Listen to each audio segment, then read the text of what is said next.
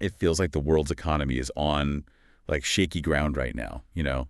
I mean, could this impact my wallet, my investments? Yeah, it really does feel that way, right? I think a lot of people are getting that feeling. And, there are big changes happening when it comes to global trade, like really significant shifts. And of course, right at the heart of it are these tariffs, these really sweeping tariffs. So that's what we're diving into today, right? We got to unpack all this President Trump's tariffs. Right. Where do they come from? What's happening around the world because of them? And what do the experts think? Like, what could happen down the road? We've got a ton of material to go through, YouTube videos with economists and business leaders, news reports about the markets freaking out here and everywhere else, and expert interviews with different takes on this whole thing, plus a bunch of in-depth analyses. Yeah, there's a lot to cover. It's complicated, A lot of different opinions floating around out there. So our goal is to, break it down for you, cut through the noise and get to what's important, especially for you, the listener. We want to help you understand these tariffs and what they might mean for the global economy without getting lost in the weeds. Awesome. So let's jump right in. Where did these tariffs come from? What was the thinking behind them? Why did they happen? Well, President Trump has been talking about using tariffs for a long time, like decades. He's been saying this forever, on valuetainment, on money and macro, even in interviews on Channel 4 News. The main idea is that tariffs are necessary for fair trade and, maybe even more important to them, to protect American jobs. Bring back those manufacturing jobs. Yeah, like he thought other countries were taking advantage of the U.S., right? Leveling the playing field, was that the idea? Exactly. That's the core of it. Rebuilding American industry, getting those factories humming again, and fixing these trade imbalances, especially with China. You see this all over Money and Macro, Valuetainment, 10 News First. They all hit on that. And these weren't just little tweaks to existing agreements? Yeah. These tariffs were like a total overhaul, right? Absolutely. Yeah. Not messing around. Total overhaul. The tariffs are really broad, like sweeping. A base rate of 10% on almost everything coming into the U.S. Yeah. On top of that, even higher tariffs on specific goods in certain countries. Right. We see that in the analyses and Patrick Boyle's breakdowns, 10 News First reports, all over the place. I even remember him saying something about Liberation Day, which is like, wow, that's a loaded phrase. What was that all about? Yeah, Liberation Day. CNBC highlighted that. And it really shows how serious they were about shaking up global trade. Like, this wasn't about little changes. It was about a total reset. It's interesting because this whole thing, it kind of goes against the usual Republican playbook, right? Yeah. Free trade and all that. Yeah, that's a key point. Historically, Republicans have been all about free trade valuetainment, and Channel 4 News both point that out, how Trump's approach with these tariffs was a big departure for the party. Okay, so they roll out these tariffs.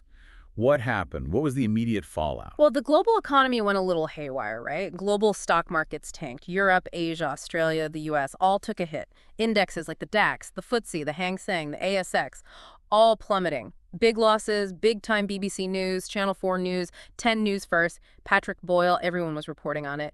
Investors were spooked, basically. Okay, so why the massive freakout? Why did the markets react so strongly? I think a lot of it came down to uncertainty. All of a sudden, nobody knew what was going to happen with trade, with economic growth, anything. It was like a fog had descended, Right. And that fear, that uncertainty fueled a lot of anxiety about a potential recession. This was the big takeaway from BBC News, CNBC, Channel 4 News, 10 News First, Patrick Boyle, and the most of the analyses we looked at. So it wasn't just the stock market that was panicking, right? What were the big names in business and finance saying? Oh, they were worried. Jamie Dimon, Bill Ackman, Mohamed El-Erian, all warning about recession risks and potential economic damage from these tariffs.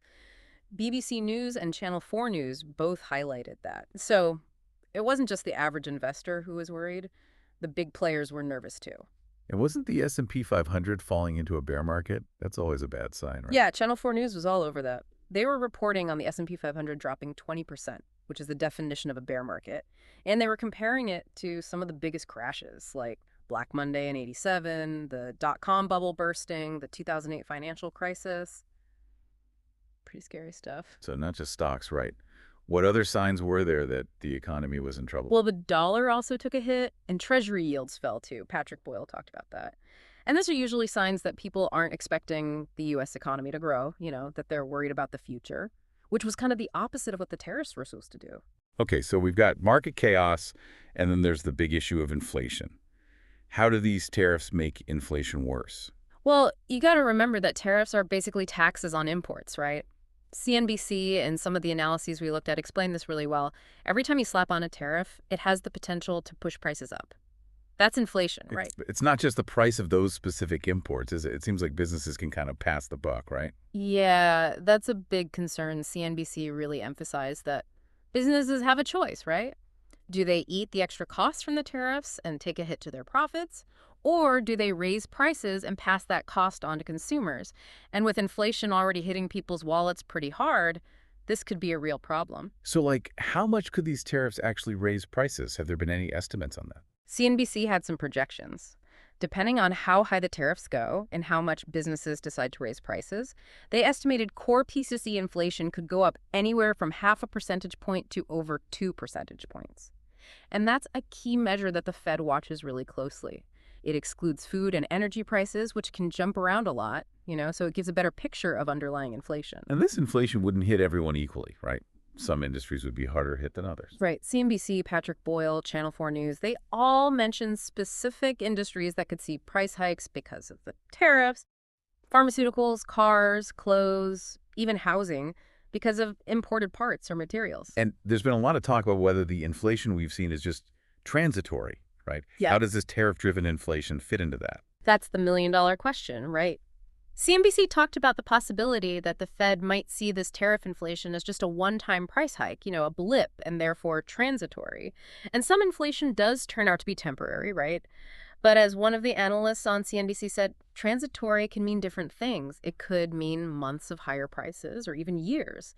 It's hard to know for sure, especially with all the uncertainty around how the world will react to these tariffs. So it's not like the U.S. is doing this in a vacuum, right? What have other countries been doing in response? Well, they haven't been sitting on their hands, that's for sure. The big trading partners like China and the EU have hit back with retaliatory tariffs on U.S. goods. BBC News, Channel 4 News, Patrick Boyle, the analyses, everyone was talking about this. It's tit for tat, you hit me, I hit you back. And China's response seems especially aggressive, right? Yeah, they weren't messing around.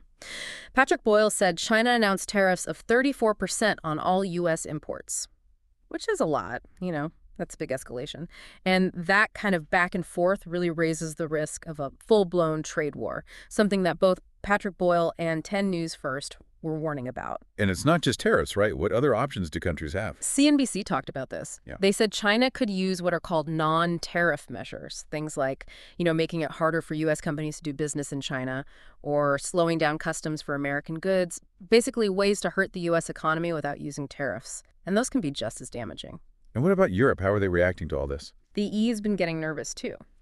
Patrick Boyle reported that they're thinking about putting up their own trade barriers to protect themselves from all the diverted exports, Like, if the U.S. market is closed off because of tariffs, maybe those goods will flood into Europe instead, and they want to prevent that. Channel 4 News also mentioned that businesses in the UK are already feeling the pinch, and they're expecting price increases because of all the uncertainty in global trade. So it really does seem like these tariffs could set off a chain reaction, right? Like a global trade war. Yeah, the risk is definitely there. 10 News First made that point, too. If these retaliatory measures keep escalating, things could get really ugly really fast. Okay, shifting gears a little, I know there are also big geopolitical implications, especially when it comes to Africa, right? Yeah, Cyrus Jansen had a really interesting take on that on YouTube. He was talking about how over the past 25 years, a lot of African countries have been moving away from the U.S. and getting closer to China. And he showed data that people in Africa have a much more favorable view of China than the U.S. Why is that? What's driving that shift? Well, Jansen said China's been focusing on things like development projects, building stuff, schools, hospitals, roads, airports, things people need. And they're doing this through initiatives like the Belt and Road Initiative, which is a massive infrastructure project across Asia, Africa, and Europe. Meanwhile, he argued that U.S. involvement in Africa has sometimes been seen as destabilizing, like U.S.-side undermining African governments. He even played a clip of a former African Union ambassador talking about these concerns. That's pretty heavy stuff. How do these tariffs and everything else the U.S. is doing fit into all of this? Jansen thinks that Trump cutting off aid to South Africa over their land reform policies was a big mistake, geopolitically speaking. He said that combined with what some see as a more aggressive and less cooperative approach from the U.S., could push African nations even further away and closer to China and the BRICS alliance. And China's been pushing this idea of win-win diplomacy, which can sound pretty good compared to what some see as a more conditional approach from the U.S. He also talked about how China already has a strong foothold in Africa when it comes to critical minerals, especially in the Democratic Republic of Congo, which has huge reserves of the raw materials needed for all kinds of technology, from smartphones to electric cars. So it's not just about trade deficits and manufacturing jobs, right? There's a much bigger picture here, internationally. Totally. Money and Macro talked about that too. They made the point that trade policy is linked to all these other things: military relationships, economic partnerships, political alliances. It's all connected. You can't just look at one thing in isolation. Okay, bringing it back to the U.S., it seems like there's a lot of disagreement about these tariffs, even within the country itself. Oh, yeah, tons of debate. People have very different opinions on this within the U.S. The analyses and Channel 4 News both mention that big names in business like Elon Musk, Jamie Dimon, Bill Ackman, they've all criticized the tariffs and warned about the potential damage to the U.S. economy. I remember Elon Musk was really pushing for a tariff-free trade relationship. What was his argument there? Yeah, he's been pretty vocal about that. Channel 4 News and some of the analyses we looked at covered that. It makes sense, right? For companies like Tesla that rely on global supply chains and trade, tariffs add a lot of cost and complexity to their business. They disrupt things. But the Trump administration has a different view, right? Yeah. CNBC reported that a top economic advisor in the White House said that the tariffs from Trump's first term didn't really affect inflation and that foreign suppliers would be the ones feeling the pain, not American consumers or businesses. So they think the tariffs won't hurt the U.S. economy. And then there's this whole art of the deal argument, right? Like, these tariffs are just a negotiating tactic. Yeah, that's a popular take. BBC News, CNBC, Patrick Boyle, Money and Macro, Valuetainment, they all talked about that. The idea is that Trump is using these tariffs as leverage to force other countries to give the U.S. better trade deals. It's like a high-stakes poker game.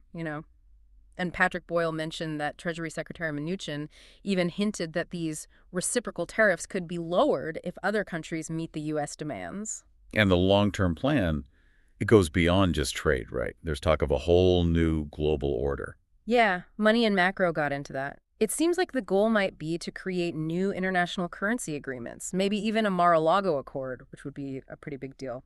And there's talk of dividing the world into green, yellow, and red countries based on their trade and security relationships with the U.S., basically reshaping the global power structure. That would be a massive change, wouldn't it? Oh, yeah. Huge Valuetainment also talked about the Marshall Plan analogy, how the U.S. helped rebuild Europe after World War II.